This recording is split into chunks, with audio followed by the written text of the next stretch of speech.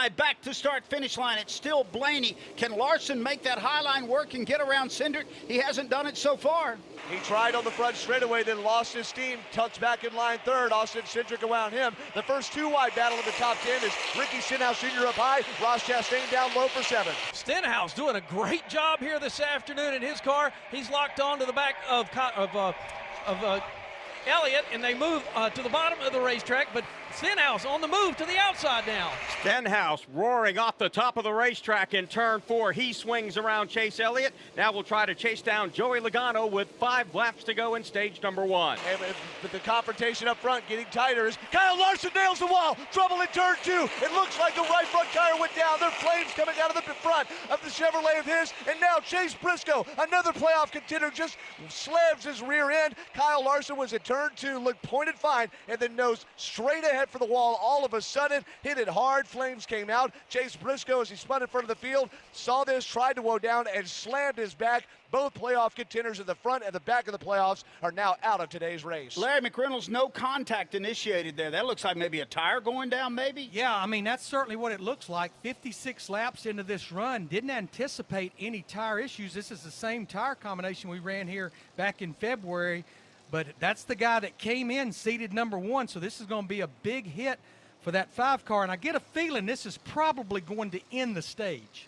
I think so. I don't think they're going to get reset here. And Mark Guerra, that was a nasty hit. Kyle is out of the car. That was a major impact. First in the front, then Briscoe going by, rips off almost the entire back body of the number 5 car for Kyle Larson, and that was a vicious hit. You could tell Larson went in the corner. All of a sudden, it went to the right, hit hard into that safer barrier. Briscoe almost got by, but hit pretty hard going by.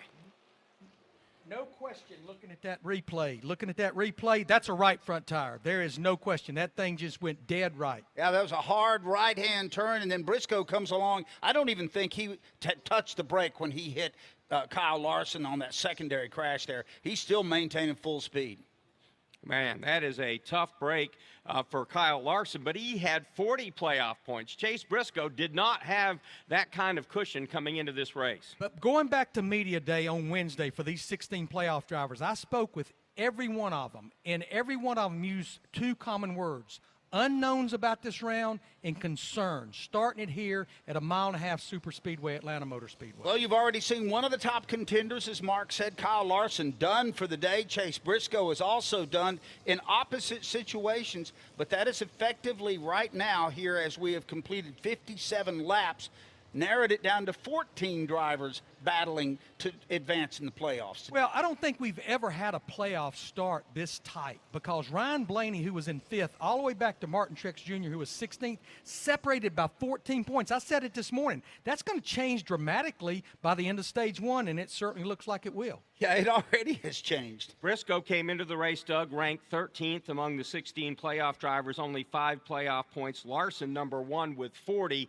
He can afford a mulligan much more than Chase Briscoe, but again, if you're Kyle Larson, you don't want to give up those 40 playoff points just like that in race number 1.